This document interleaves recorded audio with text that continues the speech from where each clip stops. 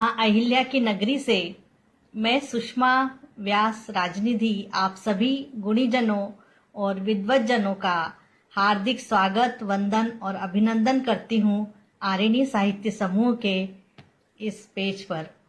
हंसा जी, आदरणीय सत्यनारायण शर्मा जी, सभी को नमस्कार। आप सभी का स्वागत है।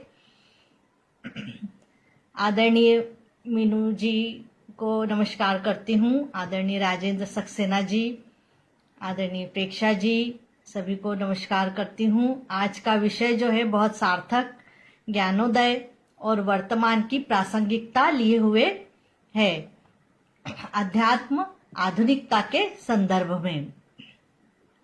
आज आधुनिक समाज में सही में अध्यात्म की बहुत जरूरत है। आदरणीय अनिल कुशश्रेष्ठ जी नमस्कार। आदरणीय कनक लालका जी को भी नमस्कार। राजेंद्र सक्सेना जी, आदरणीय राजेंद्र सक्सेना जी नमस्कार। तो आज का विषय बहुत सार्थक है, ज्ञानोदय है और वर्तमान की प्रासंगिकता को लिए हुए है, अध्यात्म में आधुनिकता का समावेश। सर्वप्रथम तो अध्यात्म है क्या? क्या परिभाषा या परिचय है अध्यात्म का? अध्यात्म है ईश्वर की भक्ति, मोक्ष प्राप्ति, भगवत पुराण और भगवत गीता आदि का अध्ययन, ज्ञान का स्वरूप, योग से आत्मिक संबंध या फिर राम, कृष्ण, विष्णु, शिव को पूजना। क्या है अध्यात्म? अपने स्वयं के अंदर उस तीसरी शक्ति को महसूस करना ही अध्यात्म है। मानव के मन में ईश्वर का वास है, परंतु उसे महसूस करने की आवश्यकता है। विश्वास और श्रद्धा का दूसरा रूप ही अध्यात्म कहलाता है। ये अटूट विश्वास और श्रद्धा ही है जो भक्तगणों को ब्रह्मा, विष्णु, महेश, इन त्रिदेव के ब्रह्मांड की सर्वे सर्वा मानते हैं।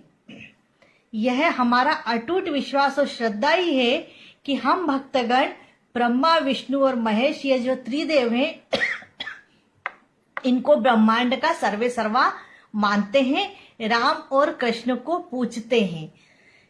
विश्वास और श्रद्धा मनुष्य के अंदर इंद्रियों में वास करते हैं। हमारी 5 ज्ञानेंद्रियां हैं। इन 5 ज्ञानेंद्रियों में ही हमारा ईश्वर वास करता है। यह है नाक, कान, आंख, जीभ और त्वचा। नाक से हम सूंघते हैं, कान से सुनते हैं, आंखों से देखते हैं और त्वचा से जो महसूस करते हैं। अपने अंदर जिस श्रद्धा और विश्वास को इन ज्ञानेंद्रियों में समाते हैं, वही ईश्वर कहलाता है। इसमें कर्म भी इंद्रिय है, जिसमें कर्मेंद्रिय बोलते हैं। इन कर्मेंद्रिय में भी 5 चीजें हैं: हाथ, पैर, वाणी, जनेन्द्रिय, गुदा। ये सब कर्मेंद्रिय हैं। इन सबकी सहायता से मानव कर्म करता है। हाथ पैर से, वाणी से मानव कर्म करता है और इसीलिए कर्म को ही पूजा कहा गया है। भगवत गीता में भी कहा गया है कि कर्म में ही ईश्वर है। कर्मण्येवाधिकारस्ते मा फलेषु कदाचन। तो अध्यात्म है अपने अंदर की शक्ति को पहचानना। अध्यात्म है प्रेम करना, विश्वास करना। अध्यात्म है पृथ्वी, प्रकृति और उनमें बसे मानवों और पशु पक्षियों से प्रेम करना। यही अध्यात्म है।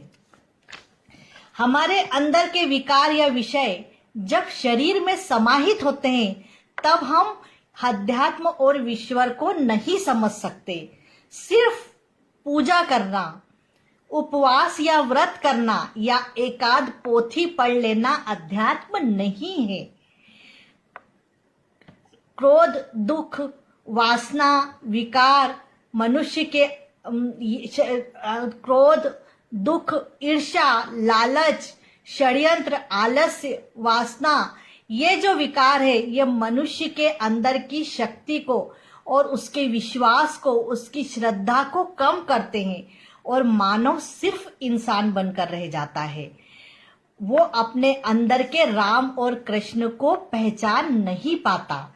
आंखें बंद करके राम कृष्ण कहने से ईश्वर नहीं मिलेंगे, वो मिलेंगे सद्कर्मों से, किसी को प्रसन्न करके, किसी की सहायता करके, किसी का दुख बांट के, प्रकृति, पेड़ पौधे, फूलों को सहेज कर, चंद्र सूर्य और तारे जो हमें जीवन देते हैं उनमें, पहाड़ और नदी में जो हमें वायु और पानी देते हैं, इन पंच तत्वों को जब हम सहेजते हैं तो ईश्वर और अध्यात्म को अपने आप पा जाते हैं। बस यही अध्यात्म है और यही ईश्वर भी है और यही तीसरी शक्ति भी है। तो आइए अध्यात्म के साथ ब्रह्मांड के कुछ जीवन के रहस्यों से हम परिचित होते हैं, जो आज इस आधुनिक युग में भी प्रासंगिक है, सार्थक है। हमारी आने वाली पीढ़ी को भारतीय अध्यात्म और दर्शन को समझने की आवश्यकता है, चाहे वो उसे विज्ञान की दृष्टि से समझे, परंतु उसे समझने में भी श्रद्धा और विश्वास का होना जरूरी है। आप विज्ञान में तो श्रद्धा और विश्वास रखते हैं ना, क्योंकि जब आप बीमार पड़ते हैं तब आप बड़े ही विश्वास के साथ दवाएं लेते हैं। जब आप बीमार पड़ते हैं तब इंजेक्शन भी बड़े विश्वास के साथ लगवाते हैं, या आप कोई भी कार्य जब करते हैं तो बड़े विश्वास के साथ करते हैं, मोबाइल चलाते हैं, टीवी देखते हैं। तो यही विश्वास और यही श्रद्धा आपको जो है ईश्वर के प्रति भी रखनी पड़ेगी, उस तीसरी शक्ति के प्रति, तभी आपको अध्यात्म पर ही विश्वास होगा। हम मानवों ने यज्ञ, दान, परोपकार इसका ह्रास कर दिया है, हम इससे दूर होते चले गए। यज्ञ, दान धर्म से हम दूर हो गए, परोपकार से दूर हो गए हैं। तो इसीलिए जब हम इनसे अनुकूल व्यवहार नहीं करते हैं तो प्रकृति अपना प्रकोप दिखाती है और समय समय पर मानव को दंडित करती है। मानव ने प्रकृति के साथ खिलवाड़ किया है, क्योंकि प्रकृति ही ईश्वर है। ये मैंने अभी पहले भी आपको अभी कहा कि प्रकृति ही ईश्वर है। ये सूर्य, चंद्र, तारे, पेड़ पौधे, फूल सब ये ईश्वर का रूप है।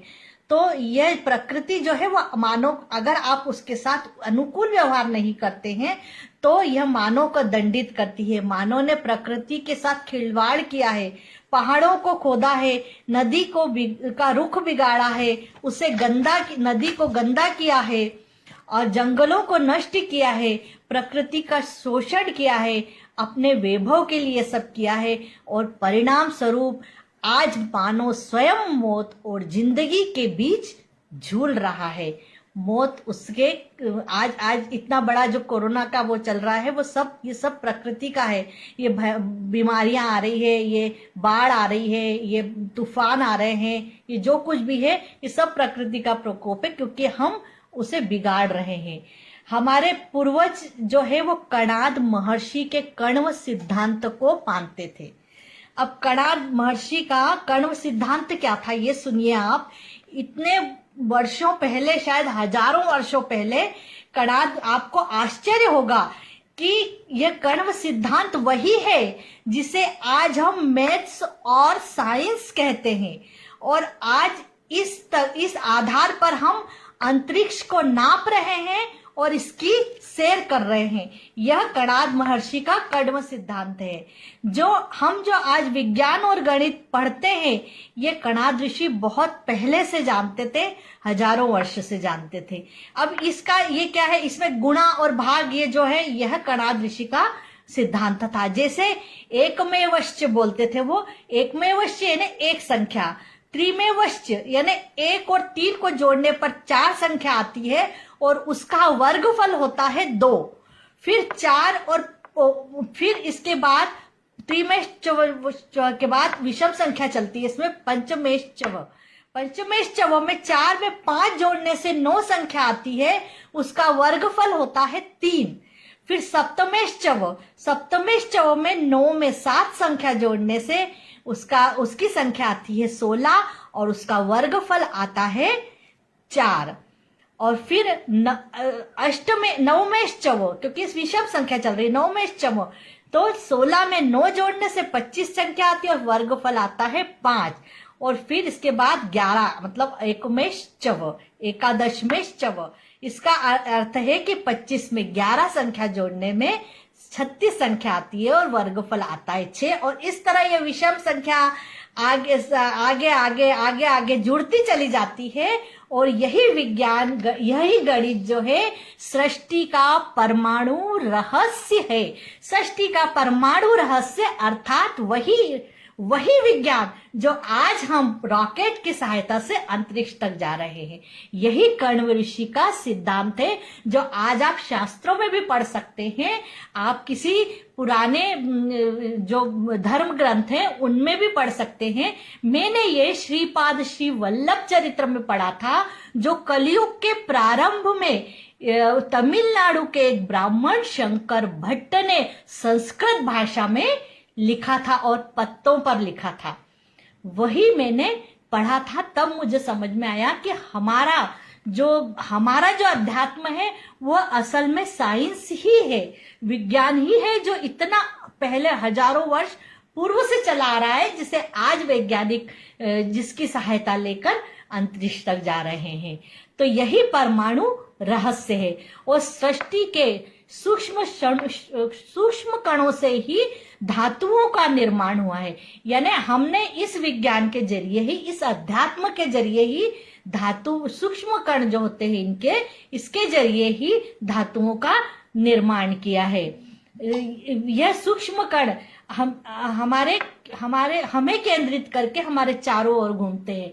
कैसे? जैसे सूर्य के चारों ओर ग्रह घूम रहे हैं, ऐसे ही हमारे अंदर की जो ध्यानस्थ अवस्था है, हमारे अंदर के जो अणु है, वह हमारे चारों ओर एक शक्ति के रूप में हमारे चारों ओर एक शक्ति का निर्माण करते हैं। और फिर जब हम अपने अंदर के कणों को ध्यान, जप और तप से सशक्त करते हैं, ध्यान से हमारी स्मरण शक्ति बढ़ती है और सब कुछ हमारे अंदर के जो शरीर है वो भी ठीक होता है। हमने ये तो हम मेडिटेशन वगैरह ये तो हम देख ही रहे हैं। तो यही जो है, यह अणुकण ही जो है, जब इन अणुकणों को हम सशक्त करते हैं तो हमारी इंद्रियां सशक्त होती है। और जब हमारी इंद्रियां सशक्त होती है तो हम एक योगी की तरह हो जाते हैं कि हमें जो चाहिए, हम जो मन में चाहते हैं वो हमें मिलने लगता है। और यही जो है अध्यात्म कहलाता है। ध्यान, स्मरण, जप और तप सब इसमें आते हैं। ये योग क्रिया भी इसमें आती है। और यही शक्तियां ये सूक्ष्म शक्तियां हैं जो हमारे चारों ओर भ्रमण करती है, परंतु हम इसे पहचान नहीं पाते। अब हमारे अंदर की शक्ति को ही कुंडलिनी शक्ति हम कहते हैं। आपने देखा होगा योग में कहते हैं कुंडलिनी शक्ति जागृत करो, तो वो कुंडलिनी शक्ति 24 तत्वों से बनी होती है। अब मैं वो 24 तत्व जो है हमारे अंदर के जो शरीर के जो तत्व हैं वो 24 तत्व हैं। उन 24 तत्वों से वो कुंडलिनी शक्ति जो है बनती है। और आपको आश्चर्य होगा कि वो 24 तत्व जो है गायत्री मंत्र से निकले हैं। गायत्री मंत्र में 24 अक्षर हैं। ओम भूर्भुवस्व तत्सवितुर्वरेण्यं भर्गो देवस्य धीमहि धियो यो नः प्रचोदयात्। ये 24 अक्षर जो हैं, यही जो है कुंडलिनी शक्ति है। अगर आप इन मंत्रों का उच्चारण करते हैं तो आपकी शक्ति स्वतः ही बढ़ने, अंदर की शक्ति, आत्मिक शक्ति, आपका आध्यात्म अपने आप बढ़ने लगता है। अब आप खगोल पर आइए, यही ब्रह्मांड, यही अंतरिक्ष पर आइए कि ग्रहों में हम कहते हैं कि हमारे ग्रह खराब है। जी नहीं, जीवन में ग्रह दोस्ती और शत्रुता जैसे कोई संबंध नहीं रखते हैं आपसे।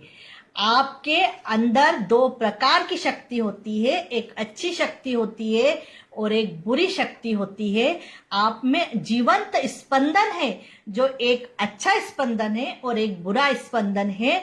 तो आपका जब अच्छा स्पंदन आप महसूस करते हैं, आप सांस उच्छ्वास लेते हैं, उसमें आपके स्पंदन रहते हैं। तो उसमें अगर आपके स्पंदन अच्छे हैं तो आपके सब कार्य शुभ होते हैं, और आपके स्पंदन अगर बुरे हैं, जीवन के जीवंत स्पंदन जो सांस उच्छ्वास आपके खराब हैं, तो आपको अशुभ मिलता है और बुरी घटनाएं होती है। जैसे आपका एक्सीडेंट होता है, आपको कैंसर होता है, आपको बीमारियां होती है। तो ये सब सांस और उच्छ्वास का ही खेल होता है। तो यह आप नहीं मानते हैं, लेकिन यह जब कहते हैं ना मेडिटेशन करिए, सांस लीजिए, गहरी सांस लीजिए, आपके अंदर अच्छी सांस जाएगी, बुरी सांस बाहर आएगी, वो सब इसी का खेल है। और इसी स्पंदन में आकर्षण और निकर्षण भी होता है। यानी आपके स्पंदन अगर अच्छे हैं तो आप अच्छे व्यक्तियों का ही सहवास करते हैं और उनका शुभ स्पंदन आप तक पहुंचता है, आपका शुभ स्पंदन उन तक पहुंचता है और वो इष्ट फल देते हैं।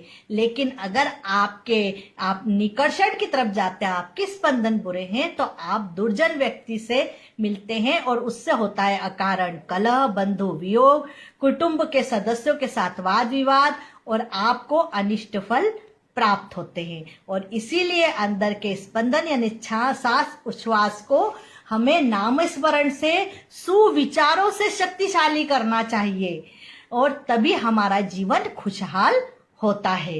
अब इसी तरह कर्म भी है। अब आपको पता होगा कि कर्म दो प्रकार के, अच्छे सुकर्म और दुष्कर्म। जी नहीं, कर्म 3 प्रकार के हैं। एक सुकर्म है, एक दुष्कर्म है और एक अकर्म है। हाँ, सुकर्म तो निश्चित ही है, आप अच्छे कर्म करेंगे आपको अच्छा फल मिलता ही है। दुष्कर्म का फल तो आपको कभी ना कभी तो भोगना पड़ता ही है। चाहे आप सोचे कि हमने खराब काम किया है, लेकिन ऐसा नहीं है, आपको कभी ना कभी उसका फल जरूर लेते हैं। लेकिन एक और कर्म है, वो है अकर्म। अकर्मी व्यक्ति का जीवन बोझिल होता है, आलस्य पूर्ण होता है। अब आपने देखा होगा कि कभी किसी के साथ कोई दुर्घटना हो जाती है या कुछ बुरा हो जाता, तो हे ईश्वर, हमने ऐसा किसी का बुरा नहीं किया, तो हमारे साथ ऐसा क्यों हो रहा है? जी नहीं, आपने किसी का बुरा नहीं किया तो आपने किसी का भला भी तो नहीं किया होगा, तभी आपको ये दंड मिला है। आपने जो है किसी को नजरअंदाज किया है, भलाई का कोई कार्य नहीं किया है, सिर्फ अपने बारे में सोचा है, आप अकर्मी हैं, इसीलिए आपको उसका फल भी भोगना पड़ता है। तो एक ही व्यक्ति में देवता और असुर दोनों का अंश होता है। कभी वो उन्मुक्त और राक्षस वर्तन भी करता है, और कभी मन में जीवों के प्रति करुणा, शुभाशुभ कर्मों का वर्तन भी करता है। जिस प्रकार रोगी का पित्त प्रकोप बढ़ने पर वैद्य नींबू आंवला से उपचार करता है, रोग ज्यादा बढ़ने पर शरीर के उस भाग को काट दिया जाता है, वैसे ही शरीर और मन का उपचार भी हम स्वयं अपने अणुकणों से कर सकते हैं। हमारे वही स्पंदन अणुकण, जिनसे हम जब तब आराधना और ये सूक्ष्म अणुकण जो है वह निर्मल मन अगर कर लेंगे, तो यही अणुकण जो है हमें अच्छा कर्म करने के लिए प्रेरित करते हैं। ब्रह्मांड में अब इसके बाद आगे चलिए, ये तो कर्म हो गए। ध्वनि, ब्रह्मांड में ध्वनि का अपना महत्व है। जब हम बोलते हैं तो उसकी तरंगे पूरे वातावरण में गूंजती है और सूक्ष्म रूप लेकर विचरण करती। तभी तो पहले हमारे साथ जो ऋषि मुनि महात्मा थे वो यज्ञ करते थे और मंत्रोच्चार करते थे, क्योंकि उन्हें पता था कि ये जो हमारी वाणी ये तरंगित हो रही है और पूरे ब्रह्मांड में घूमेगी, तो इसका जो है हमें सुफल मिलेगा। तो यह विज्ञान ने भी इसे साबित किया है कि यह पूरे वातावरण में ये तरंगे सूक्ष्म रूप लेकर विचरण करती है। तो हमारे यहाँ यह भी कहते हैं कि 24 घंटे में हमारे मुंह पर सरस्वती विद्यमान होती है। जी हाँ, हमारे अंदर की शक्तियां 24 घंटे में एक बार हमारे अंदर की शक्तियां हम में समाहित रहती है, हम में इकट्ठी होती है, और उस वक्त जब हम मुंह से कुछ बोलते हैं तो वो सरस्वती के रूप में बाहर निकलती है, यानी वह बात सच हो जाती है। आपने देखा होगा कि कभी कभी आप कुछ बोलते हो और सच हो जाती है, और इसीलिए कहते हैं कि कभी कलह नहीं करना चाहिए, कभी घर में गाली गलौज नहीं करना चाहिए, कभी घर में या परिवार में या अपने बंधु बांधवों को कड़वे और कठोर और खराब शब्द नहीं बोलना चाहिए, क्योंकि आप जो बोलते हैं वह सच भी हो जाता है। और इसीलिए आपने देखा होगा कि हमारे जो ऋषि मुनि थे वो बहुत संयमित वाणी रखते थे, क्यों वह जब श्राप भी बहुत कम देते थे, क्योंकि उनकी वाणी में जो है वो कंट्रोल होता था बहुत वाणी में। उनकी वाणी में ऐसी शक्ति थी, जैसे वेद व्यास थे, अगस्त थे, वाल्मीकि थे, इनकी वाणी में इतनी शक्ति थी कि सच हो जाता था। इसका एक मैं उदाहरण आपको देती हूँ। एक कथा ये जो है जो पुराण में लिखी हुई है, और वो स्थान भी है, केदारनाथ जाते हैं तो बीच में एक गांव पड़ता है केदारनाथ जाते समय, हिमाचल प्रदेश में, जहां पर गुप्त सरस्वती बहती है। और गुप्त वहां पर वेद व्यास की एक गुफा है, मंदिर बना हुआ है, जिसमें वेद व्यास ने गणेश जी को महाभारत बोली थी और गणेश जी ने महाभारत लिखी थी। तो जब वेद व्यास जी महाभारत बोल रहे थे तो सरस्वती नदी बह रही थी। तो कहते सरस्वती नदी सबसे ज्यादा शोर करती है, सब बहुत ज्यादा, जो कलकल से भी ज्यादा, कलकल की आवाज से भी ज्यादा एक शोर किसके साथ बहती है, धड़ धड़ हड़ हड़ ऐसी बहती है, हुड़ुड़ हुड़ुड़ ऐसी बहती है वो। तो वो इतनी ज्यादा तेज बहती है कि जब आगे जो सरस्वती बही है, गुप्त सरस्वती के बाद जो आगे निकली है, तो इतने ऊंचे पहाड़ पे भी अगर आप खड़े होकर उन्हें सुनो ना, तो आप जो बोल रहे हो वो पास वाले को सुनाई नहीं देता, सिर्फ सरस्वती नदी का शोर सुनाई देता है। तो वो उस वक्त वो वहां से बह रही थी, तो वेद व्यास जी ने बोला कि आप जो थोड़ी शांत हो जाओ, तो वो नहीं मानी।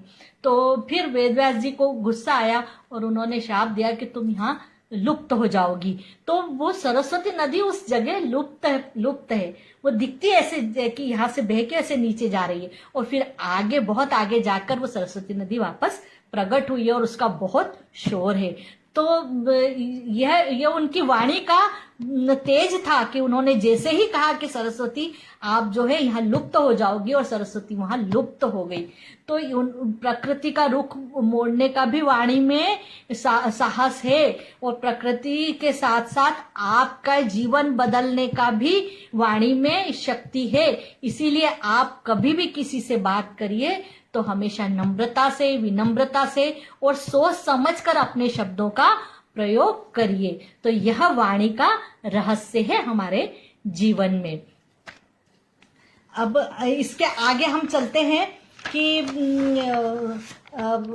मनुष्य में जागृत अवस्था होती है, लेकिन मनुष्य के साथ पेड़ पौधों में भी जागृत अवस्था होती है, या आपको उसमें भी जीवन होता है। लेकिन एक और चीज पे जीवन होता है, वो है लौह तत्व।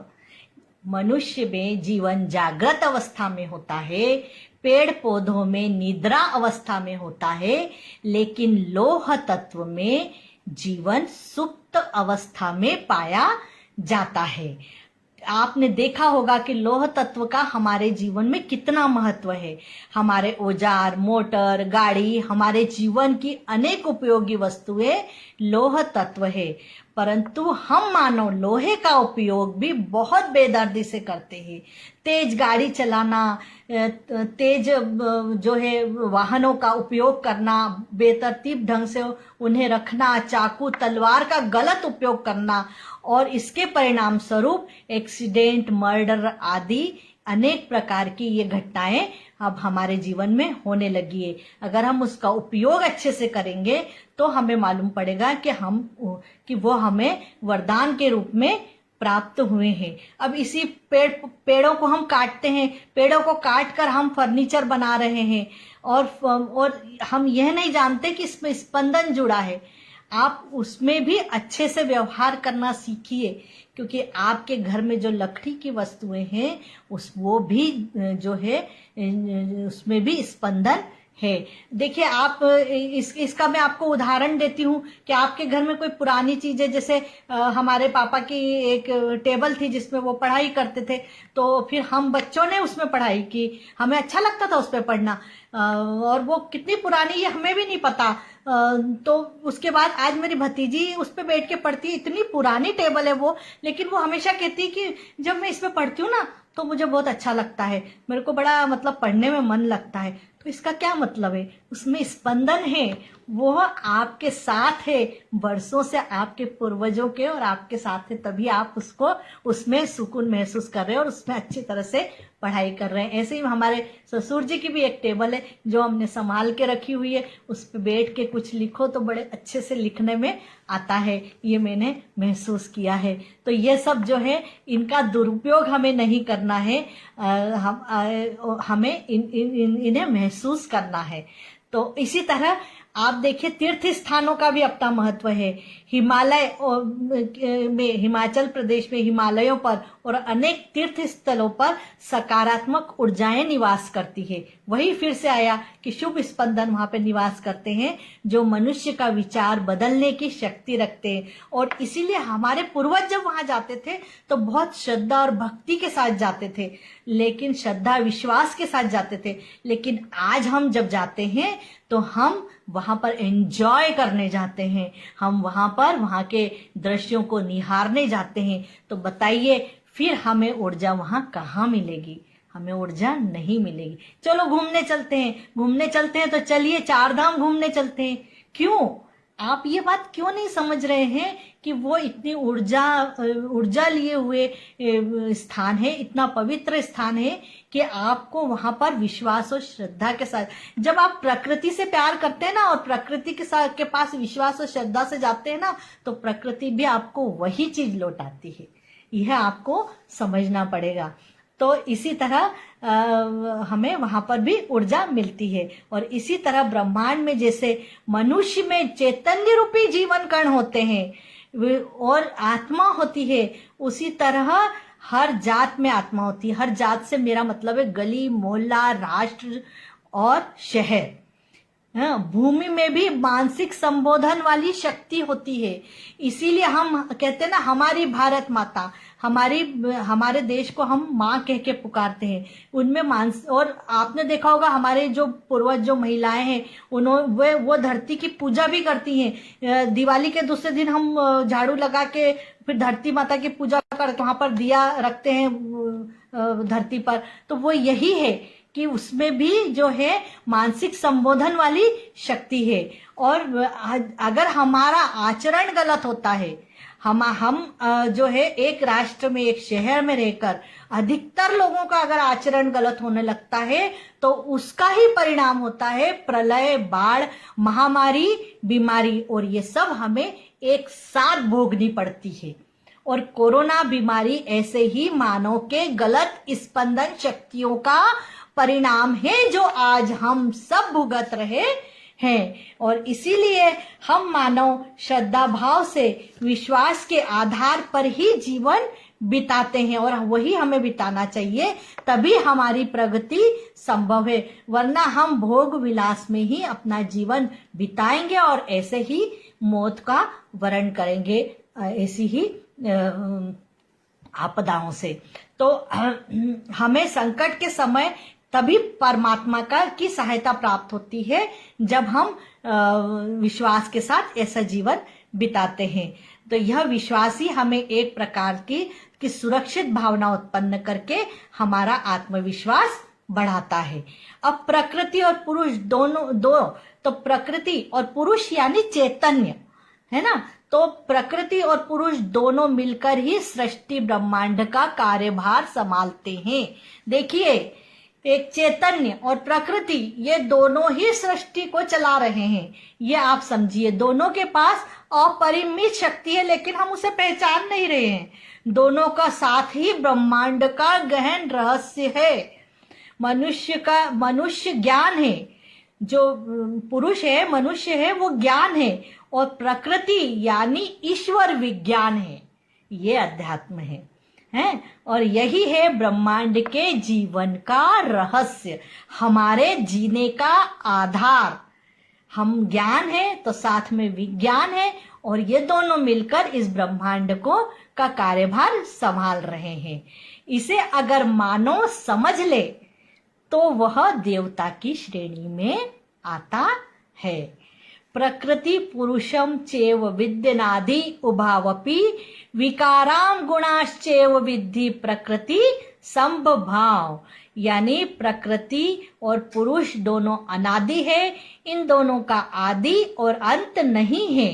प्रकृति और परा प्रकृति मिलकर ही जो है सृष्टि चला रहे हैं, और प्रकृति और परा प्रकृति का मिलन ही सृष्टि का रहस्य है, और यही है सृष्टि का रहस्य। अब इसके आगे तो वैसे अगर मैं बोलना चाहूँ तो बहुत कुछ है बोलने के लिए, बहुत सारे लोक भी बताए गए हैं, जिसमें पाताल, सुतल, वितल, अतल ऐसे कुछ बताए हैं, जिसमें सप्त सागर है, 9 नारायण है, जो उज्जैन में सप्त सागर है जिनकी हम पूजा करते हैं। उन सप्त सागर में बहुत से जीव जंतु जाती रहती हैं, और इस तरह से प्रकृति के बहुत सारे रहस्य हैं। लेकिन अब मैं यहीं पर अपना वक्तव्य खत्म करती हूँ, इसके साथ कि प्रकृति और परा प्रकृति का मिलन ही सृष्टि का रहस्य है। तो हमें अध्यात्म की ये बात जब हम समझ लें तो हम अध्यात्म को भी समझ जाएंगे, ईश्वर को भी समझ जाएंगे, और जो है प्रकृति के से भी प्रेम करेंगे। बहुत बहुत धन्यवाद है। आशा है आपको मेरी ये बात अच्छी लगी होगी, और मैं समझती हूँ कि कुछ तो इसको सुनकर कुछ लोग इसे शायद ग्रहण भी करेंगे। तो बहुत बहुत आप सभी का धन्यवाद।